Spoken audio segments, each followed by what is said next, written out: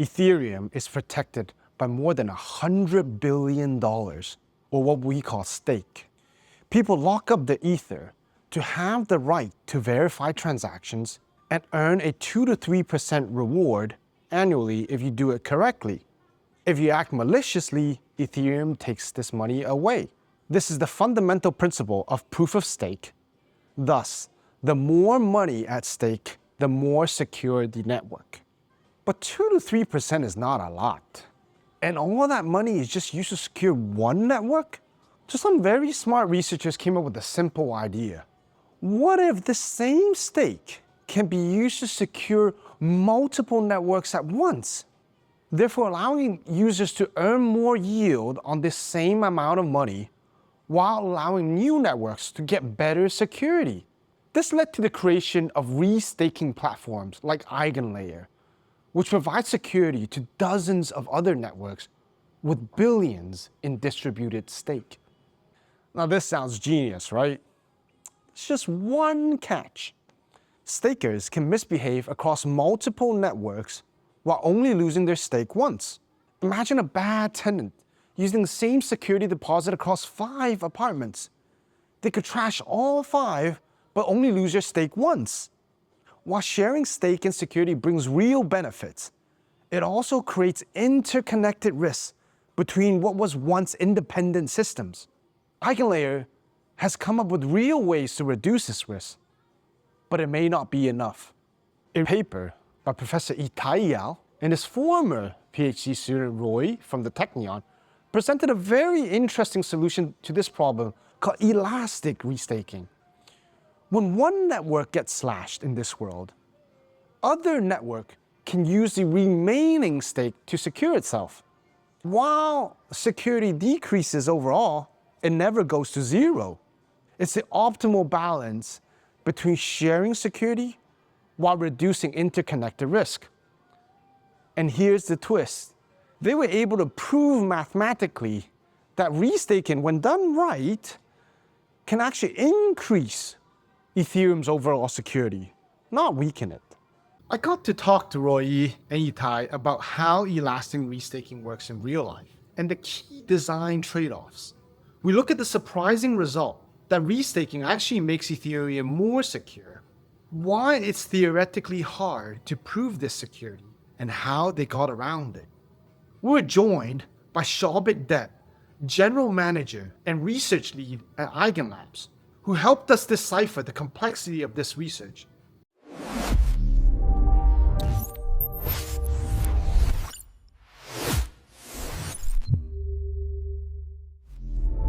Let's start with just a quick introduction. I'm not sure how to do this introduction now because I'm a former PhD student of Ittay now.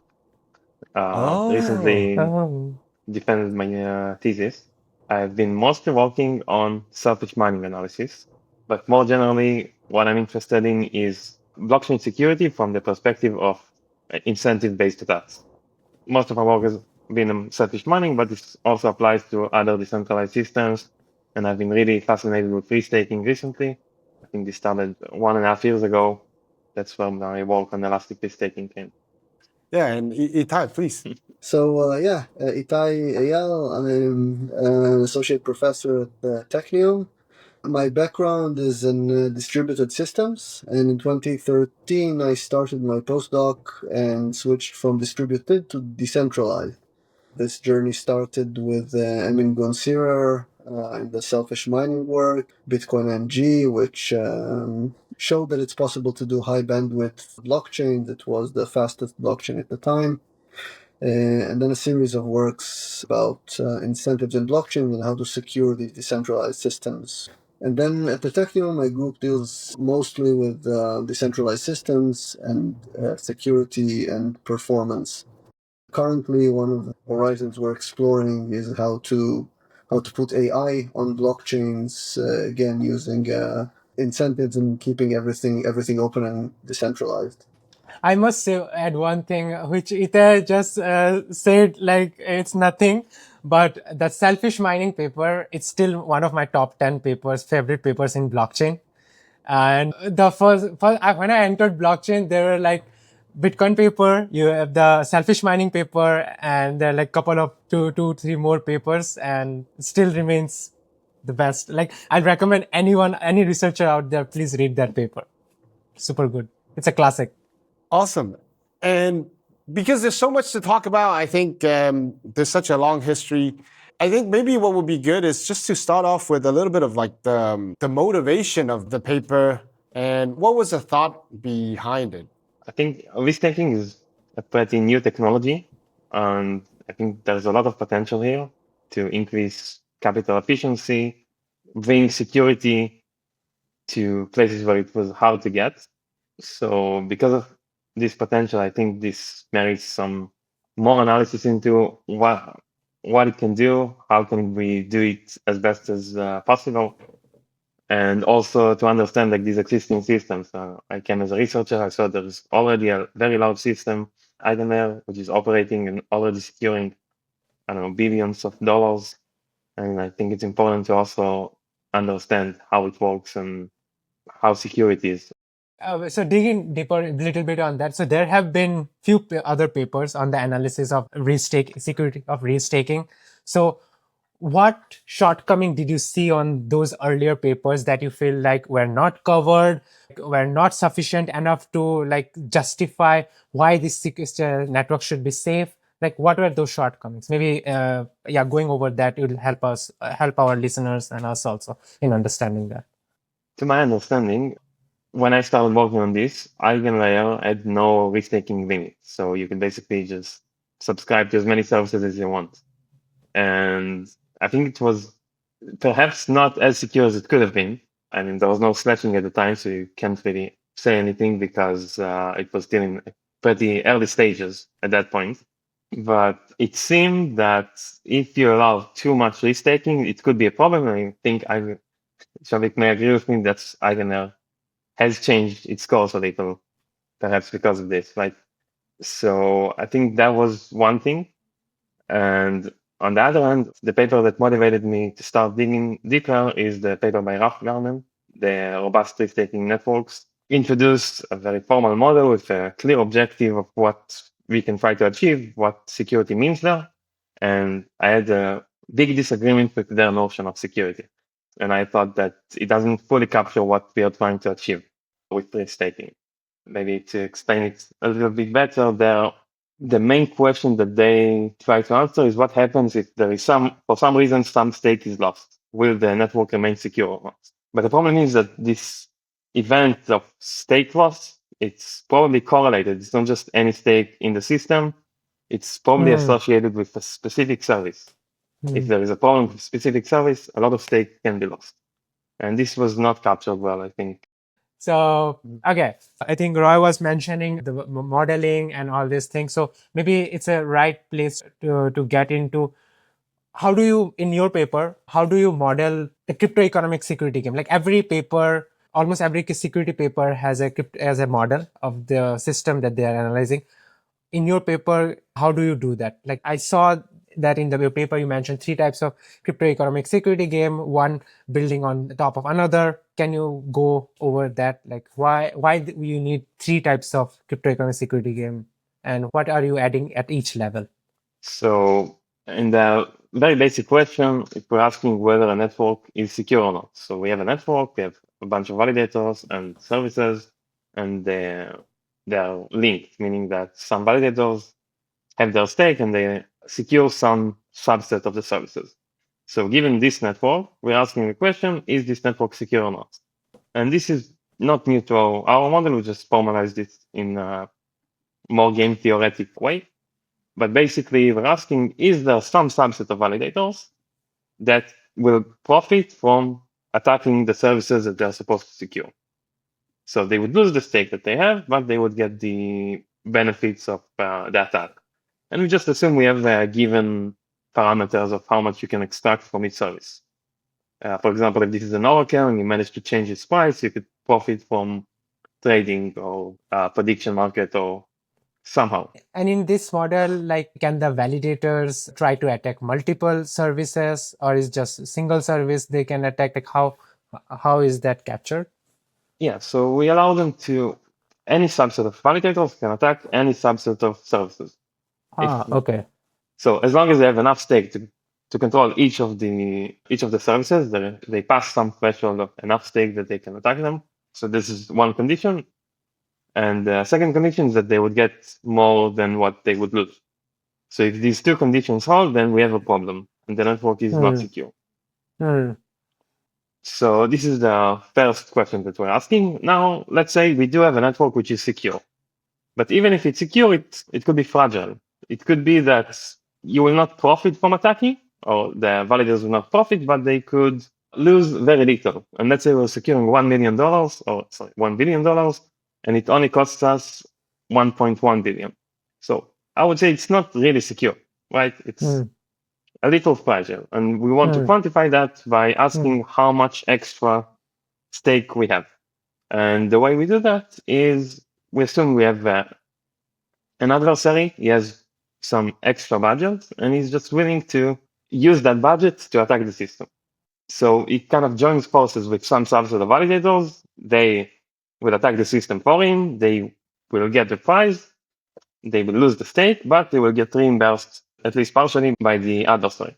I see. So maybe I'll try to capture that. So you believe in the first model, think that maybe the cost of attacking is $1 billion, suppose. So now you have in this second model, you have this additional outside adversary who is non-economic. That's just politically motivated to attack, can infuse outside external liquidity or cash as a bribe for all these validators to come and attack the system. So validators together might not have $1 billion to attack, but this external adversary is putting additional money, cash, bribe to make it full for the validator if they attack the system. So that's what's happening, right? Okay. Yeah, and the question that we ask is how much budget would you need? And that kind of captures how robust the network is. Got it. That is like the second model. And now we are introducing what I talked about with services. We say that the service is Byzantine if it can unjustly slash its validators. So let's say there is some service that has a bug, and it could just cause slashing even though the validators didn't do anything wrong. What would happen is that we would be left with a network which is less secure than what it was, because some stake is lost. And this is a correlated event. All of the validators associated with that service could lose stake. And this is So the we are key trying to difference from understand. the Vasula and Rofgarden paper, right? They focus on what happens, they define the problem really, of what happens if the validator misbehave or have the opportunity to misbehave. We'll try to extend this by also looking at the services that might fail or even maliciously attack. Okay, that's fascinating, because I remember that many of the AVSs, they were saying, oh, what if this other AVS is buggy, or they slash the stake and that stake is within our AVS. So Yeah, I remember that's a this real question was concern. very prominent. Yeah. They just to be precise, the Adversaries and Ravgarden did have a separate model that tried to capture what they called local security. They said, okay, let's say I'll take the viewpoint of some subset of services and I don't trust any other services. Am I still secure? And basically what they said is, okay, let's just ignore all stake associated with other services except for the subset that I believe in. And then we ask the same question, is the remaining network secure? So this was, I mean, a step in the right direction, but it's not doesn't capture the full network yet. For the layman listening, can you elaborate on this difference here a little bit more? So the main thing is that we looked at both directions at the same time. You have two vulnerabilities that you have to worry about. You have the Byzantine services, those services that could cause mass slashings in the network. And you have this additional incentives, external incentives that could cause validators to attack, even though the network is supposedly secure. And just to understand, this external force, do you imagine in application that this is somebody trying to, let's say, take down the entire EigenLayer network, or what could that actually look like if you had to imagine it? So it's sort of theoretical treat. Maybe there is some adversary, but I don't think of it as an actual person trying to attack the system. There's someone who just sits in a basement and plots against Ethereum. I think it's mostly just some quantity which allows you to capture how far you are from being secure. And I mean, real networks or the real systems are dynamic. They change all the time. Some stake can be withdrawn by users, and sometimes stake is added too. But you're trying to just ensure that you have some leeway. You have some extra security. And this is just the quantity for that. I see. So it's almost like a measurement. It's like how do you measure this additional security, and that's what that outside adversary is. Yeah. Okay. Understood. My job is just to ask the basic questions, and apologies. No, that's a you're very doing a good great point. job. I mean, the point is that this does translate to what you asked, to whether there is this adversary, like this hacker with a hood, right, sitting in a dark room. But it I mean, you have to worry about this amount, whether someone is going to do this maliciously or whether there is a bug, because the level of security really depends on the amount staked, and this is how much attention people will put to the system they run. So you want to be secure against what could be translated to a very large measure in money. Got it. So, okay, now that we went over the whole modeling of the system, I would like to jump directly on. Do you prove that the restaking is secure in under these models, or like what is the result you eventually get? Like, is it like is the system secure, or is this secure under certain conditions? Yeah, so it's always a question of the details, right? It depends on the network. But what we try to show is that given these two types of vulnerabilities, you have to look at both at the same time and try to understand at least which networks are more secure than others. If you think about it intuitively, if you look only at one objective, like meaning if you care only about one vulnerability, then restaking doesn't really make sense. And maybe I'll try to explain. If you look at only this budget, meaning that you have some adversaries trying to force externalities. So you have some external budget tries to get validators to attack. You would want as much stake as you can in each single service, meaning that you would want maximum restaking, because it's much easier with the same budget to attack a single service, right? I see. So there should be maximum cost. The cost to attack should becomes higher if you have maximum restaking. Is that what Yeah. it means? Okay. Okay. I mean, it doesn't really change for the whole system. You still have the same amount of stake and the same amount of prizes. But for a single service, you would get more stake. So all the services would be kind of linked together. If you attack one, you might as well attack the others if you have maximum restaking.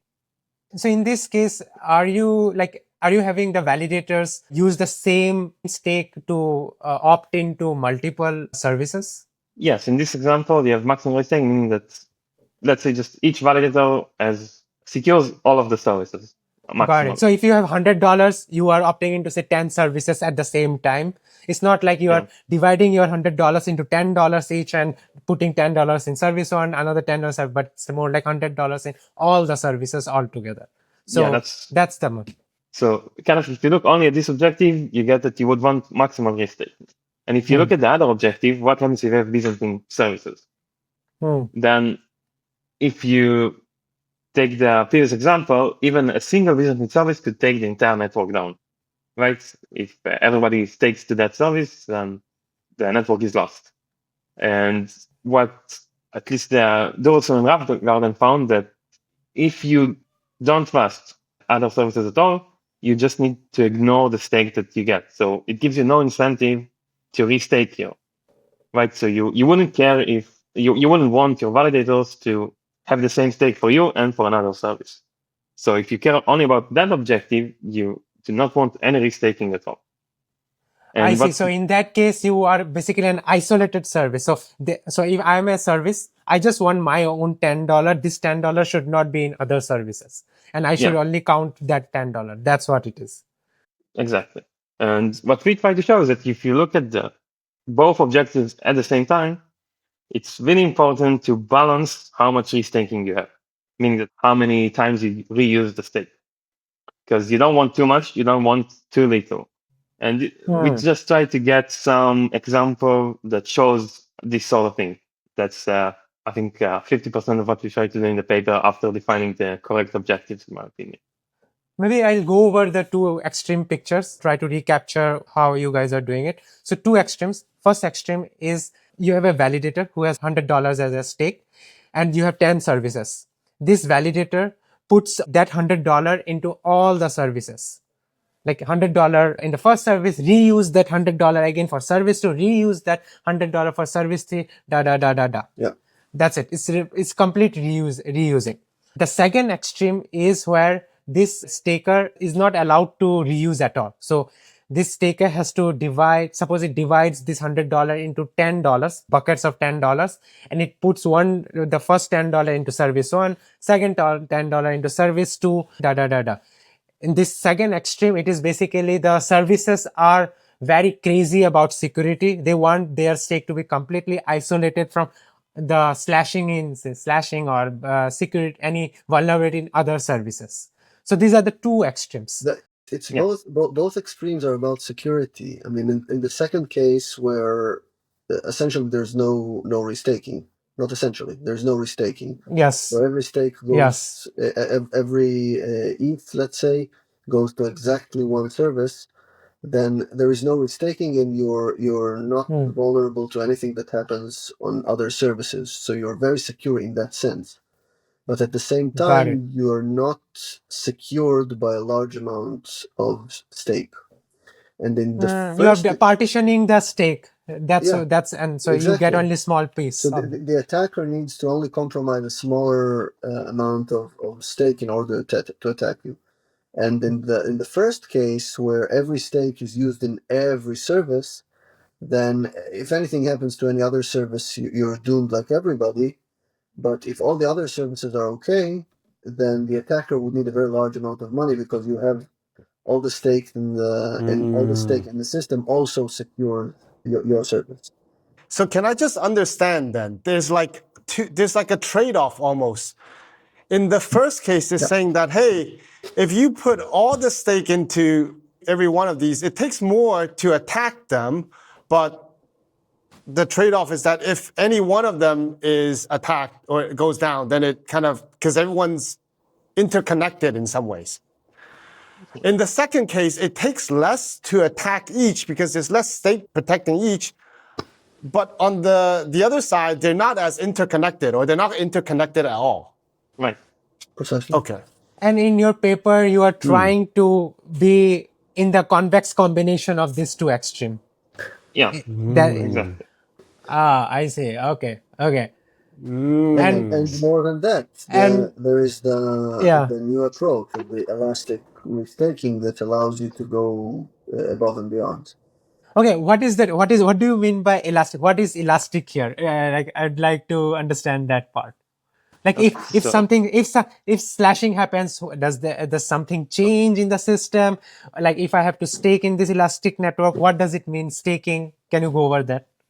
Yeah, so I think so first of all, we allow partial allocations, meaning that a validator doesn't only select which services they want to secure, but how much stake it would use for each one of the services. And because we want to allow restaking, the sum of your allocations could exceed how much stake you have. And the main innovation here that we defined is what happens now. Okay, let's say you have these allocations. What happens if you get slashed by some subset of services? And we try to argue that we want, at least what we define, maybe there's a better approach, but what we define as elastic is that you have like an absolute allocation for each one of the services. And as long as you have at least that much stake, the allocation remains the same. The allocation for the service in which you get slashed will be removed. You will have overall less stake, just you would lose exactly that how much you were slashed for. But in the case that, let's say you had 3 allocations, okay, you had, let's say I have 2 ETH, and I'm allocating to 3 services, 1 Ethereum each. And let's say I got slashed by 1 service. So I had 2 Ethereum. I lost 1 Ethereum because that was one of the allocations. So I still have 1 Ethereum left, right? But that Ethereum is now kind of stretched because I have two remaining allocations for 1 Ethereum each. So kind of the money is reused more now. It's kind of stretched thinner, but at least I keep the current allocations that I already had. Okay, so maybe I'll to ensure I understood it. So suppose you had this 2 ETH and there are two services. You have the 2 ETH, you popped into both the services. Now suppose you use 1 ETH for attacking one of the services.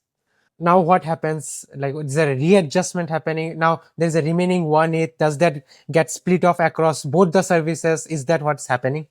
So in this example, that's in two services, you have 2 Ethereum, and it depends on how much you allocated to each service. Okay, so assume that 1.5 ETH I allocated to first service and 2 ETH to the second service. Let's take that example. Okay, so you would lose exactly that allocation. So if you attack the first service, you would have half an Ethereum left. If you attack the second one, you would lose all. And is there a readjustment? Suppose you attack the first service, then what happens to that 0.5 ETH? Does that get reallocated across both the service? Okay, so if you get left in the first service, then you no longer secure that service. So out of that service, you only have the second service left, and you only have half an Ethereum left. So that would be your allocation. The allocation would just be the minimum between how much stake you have and the allocation you had previously, because you can support a larger allocation. I see. What if you have three services? Suppose 1.5 ETH in the first service, 2 ETH in the second service, and 1 ETH in the third service. And you attack the first service, you lose 1.5, you have 0.5 ETH remaining. Now how is this adjusted across service 2 and service 3? So both would be reduced to 0.5 because that's how much stake you have. Yet previously you had a larger allocation, you just take the minimum that is between 0.5 and how much you previously had. So for all services in which you had more than 0.5, it would just be reduced. Oh, so it's capped at 0.5. So the allocation, I see, got it. Yeah. Because the allocation for a specific service can never be more than how much stake you have. You can only exceed 100% by allocating to multiple services. Yeah. So if you have a fourth service, which has just like from beginning, it had 0.25 ETH, it will remain 0.25. It will not get upgraded to 0.5. Okay. So I see. So this is the definition of an elastic network. Yeah. So the main thing is what happens when you get slashed once you have those allocations. This is in contrast to the naive approach, I guess, where you sort of identify the stake. So if you use 1 ETH to restake across multiple services, then you identify exactly this 1 ETH is used in this, and this services. And then if it's slashed in any of them, it's slashed in all of them. There's no flexibility, and then you cannot readjust. Thanks for that clarification first. It seems to me intuitively, it means that the person staking is putting essentially like less leverage across all of these networks. And as a result, will they make less in returns? Like, of course, it will be less, but is there something that relates to the reward that they will make versus the risk? So if you're not maximally restaked, you're kind of letting go of some rewards that you could have gotten. I think this is part of the community concerns that people will just restake as much as possible just to get more rewards, right? Right. And I think it's a bad thing for the individual to not get as many rewards as they could have, but it's better for the system to not allow this sort of risky behavior, right? So I think we should just disallow it. And in fact, EigenLayer has disallowed restaking more than twice, right? So this is like a system design parameter. There's a knob that you are tuning as a system designer. That's the model? So part of the kind of experiments that we've done in the paper is that, okay, let's say we know what the adversary budget is, and let's say we know how many Byzantine services we believe there are. Then, at least in a symmetric network, just to play around, we can find that there is some optimal restaking degree, that how much people should restake so we get the most security. In that case, I mean, assuming we do know these parameters, it would be best for the system designer to cap the restaking degree at that level. It's like the government coming in and saying, yo, you cannot do like 500x leverage. You know, it's like, have some common sense. Don't do stupid stuff. And here you're saying that, well, you know what? Probably not good to put 100% of your stake across all of these networks. Just do like 60 or 70%, you know. But yeah, I don't know if like, you can say that in a decentralized research podcast, though. but true. I mean, no, but I have a serious answer to that. So I don't know if you're critical or not, but I still have a decentralized answer for that, which is that we really did look at this case where you just limit it globally, but in effect you could also limit it locally. So a service can say, I'm not interested in stake that has been restaked so many times. So this is not part of the paper, maybe future work, but these could be local decisions. So basically the services can be conservative enough and they can stake the conditions themselves that I don't want this kind of stake. This seems to be reused so many times. I don't want my system to be vulnerable. Or at the very least, they can just opt not to pay for this stake. I mean, they can say, okay, if you want to give me the stake, sure, but I'm not paying for this.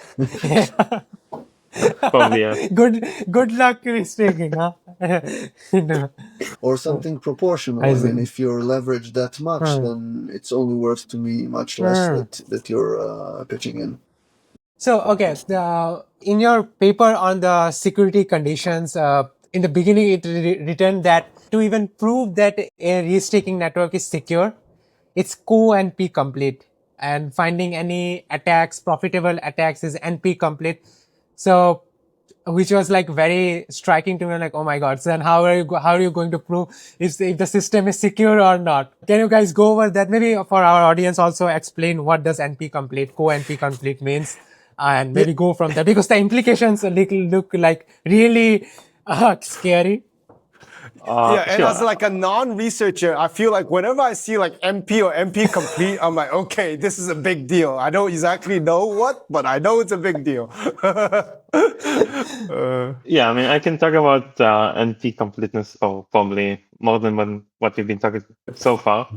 But basically, at least in our context, it means that computer scientists have no idea whether we can ever get an efficient algorithm that can run and calculate this thing if it's NP-Complete. And we found that at least kind of this part of knowing whether a network is secure or not is related to this type of problem that we don't know how to compute efficiently.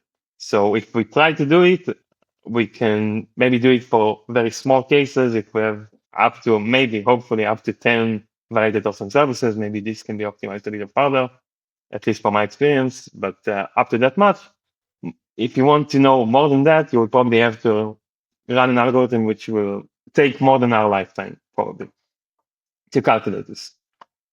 I see. So I believe you guys then had a relaxation to made some assumptions that removes this problem. And if you can go over what kind of relaxations you did in the system that helped you to draw some conclusions about restaking network, especially elastic restaking networks. Yeah. So basically, in a general restaking network, you can have any validator with any amount of stake, and you can get a lot of services. Each one has their own attack threshold, how much stake you need to attack it, and how much you would get out of it. And it's just too many parameters to solve. So we just looked at a very specific symmetric case in which all the validators have the same stake. So we have a lot of validators, just all of them have the same stake. Each service also has the same attack threshold. And the allocations that each service has across all of its validators would also have to be equal. So under these conditions, we can get a more efficient algorithm. I mean, in the real world, you will get all sorts of thresholds and potential sizes, but the symmetric analysis is often quite educational and shows basic properties of the systems. If you looked at the graphs, you can see some behaviors that you can start thinking about understanding, and this can later inform the design of practical systems, even if you don't expect to get the same numbers. So Ittay, you were saying that this is a research tool to understand some features of the system. So using symmetric networks, maybe this is the right place. Like, what kind of properties were you guys able to derive? Like, what are those fascinating properties? I believe you were saying there's a base service, and you guys found that in fact the Ethereum can benefit from restaking. Is that Yeah. one of the conclusions drawn from this research tool? The first one, I think, which I already mentioned, I think, but I'll be explicit here. So when you look at the two objectives at the same time, you have the adversary budget and Byzantine services, you have this optimal restaking degree, like the number of times you want to reuse services. And this is something that we found within this symmetric networks. And we just show that how the adversary budget and how the Byzantine services affect this optimal restaking degree. So it's just a tool to help us understand the relationships between these things. These relationships could be more complex when you have asymmetric networks, but at least you get some intuitive feel for it. Another thing that we showed is that a base service, meaning that some service in which all validators are automatically fully allocated to. So in this case, for EigenLayer, it would be Ethereum, because if you restake Ethereum, it means you already staked that. So in that case, if you compare the security of the base service, for example, Ethereum alone, and you compare the security of the restaking network alone, when they are isolated, you have less security overall. So if you put the two together with restaking, you can withstand a larger adversary budget, meaning that you would be more secure together. Can you then elaborate a little bit more? Like, why would this make the entire Ethereum more secure? Is the intuition that because everybody is a little bit safer, so that as a result the entire network is safer, or how? What I'm saying is right now EigenLayer is built on Ethereum, and everybody Yeah. EigenLayer pays some extra incentives, so people are Yes. restaking in EigenLayer. So the other thing that could have happened is that EigenLayer could have not used Ethereum. They could have just asked people to stake in their network separately. And because they are asking people to stake in Ethereum and then use that stake, overall Ethereum gets more stake than what it would have alone because of this extra incentive. So I think it's the Yes. correct Okay. comparison here, right? What would happen if EigenLayer would not be on Ethereum at all, but if it were, then Ethereum would have more stake, and it would benefit from this stake, and that's what we show here. This is a model that's very relevant for Cosmos ecosystem, where you have separate chains. They're securing each stake is securing their own chain instead. So that's the isolation model. And this is like EigenLayer on Ethereum. There's a shared stake is there. That's the model, right? I mean, in practice, that in real world, that is the analogy. Yeah, I think it's a good analogy. But an important thing is that you have to control the risk of Byzantine services. But once you do, everyone benefits from it. I think that's the main takeaway. And that's where the optimal degree comes into the picture, like tuning that knob. All this. Exactly. Okay, how do you guys think about presence of LRTs in this elastic restaking network model? Like, you have LRTs that are doing exogenous looping. Like, does it impact the analysis? How to think about it? That's a tough question. I think that a base kind of assumption that we made is that if you're staking something, it has this inherent value which is constant, and if you're using LRTs, then it's kind of, especially if you're restaking those LRTs, then it becomes more complicated to understand how this works.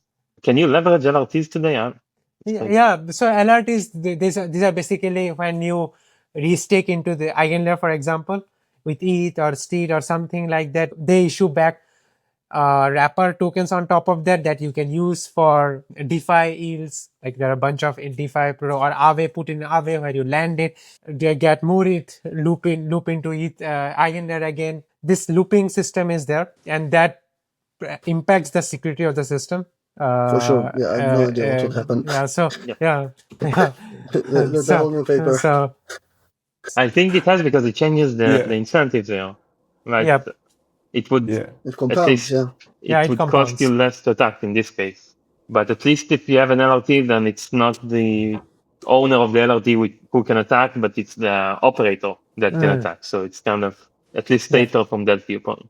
Yeah. That was So, it. I just wanted to make a yeah. comment. I felt like that's like a one-way street to to something crazy happening, I feel. But maybe there's some intuition for it, right? Like, I don't know, it's like weight or where the weakness comes from changes. But yeah, I was just thinking out loud just now. Yeah, no, this is important. Like one way to think, maybe doing reward controls, just like you can check for how much degree, like as an AVS, I don't want this much stake, like this reuse stake. I can also maybe say that, oh, I don't want the loop stake, something like, I'm not sure how exactly it will work, but there might be something.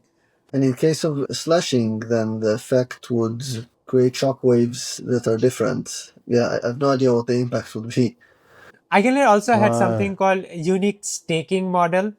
So that probably goes into that other extreme of like isolated stake. So that already gets captured probably in this model.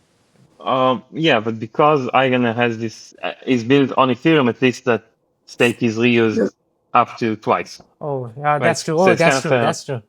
restaking, kind of if you cap the restaking degree at 2 Yeah. and you force Yeah. everybody to stake maximally to Ethereum, which that's the case. I see. So it seems like this elastic network modeling and on top of the relaxation is very general, like general purpose to capture a lot of different modalities. That's pretty cool actually. Thank you. Yeah. Then maybe just on that, like relating to what you said much earlier. So like, what are you looking to do in the future now? Is it to continue on this in some ways? Because I think Soubhik brought up a point in what we had a call earlier, where he mentioned to me that there's like a story that researchers are kind of like telling with a series of research, and I'm wondering, is this like a one-off thing? Is this a part of a set of interesting topics that's to come, or yeah? Okay, now that I finished my PhD, this was kind of my my last work in my PhD. I think there is still more work to do here. I have one direction which I wanted to understand more about. So in the paper, we came up with this mechanism that you could use to get better security. And basically, the mechanism is just you pick some optimal restaking degree and you don't pay anyone else if they go above it.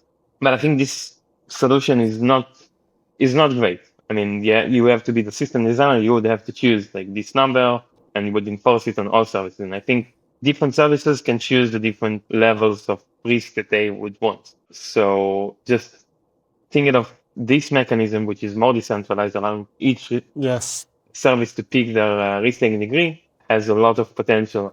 First of all, it's an interesting question. What would even happen in this case? Like, should people risk-take? I think this question is hard to answer.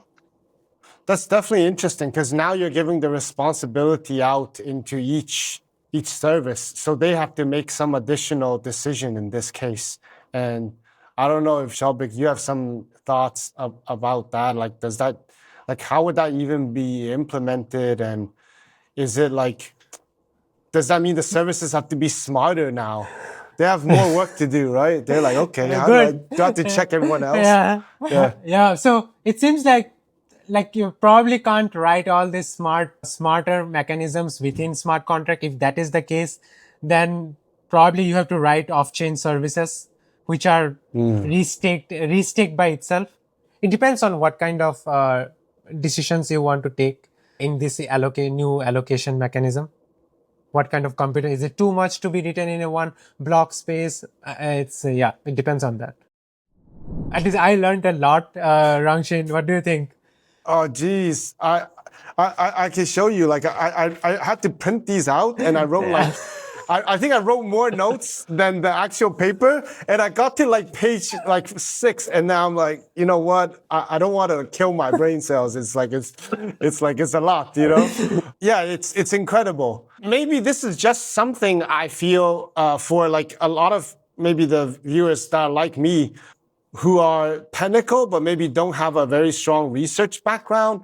Like when we look at a lot of the formulas and all of this, is there like how should we read this type of paper, I guess. In practice, I think if you want to maximize the security of your restaking system, then this line of work, this is a starting point.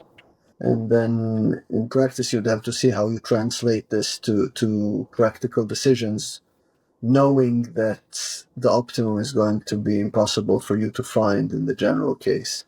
And you also have to account for the dynamic behavior Roy has mentioned earlier, which we don't expect to be able to analyze in the coming years. It's going to take quite a few more breakthroughs until we have something that's directly applicable. This is only the beginning. Yeah, of course, of course. Ah. we have to keep innovating. Elastic restaking could give services fine-grained control over how much stake they accept and from whom. Ittay and Roy also demonstrated why restaking fundamentally makes networks more secure. I'm excited by these possibilities and look forward to seeing how this research gets productized. Thank you again, Soubhik, for helping us unpack these topics and more research discussions coming through.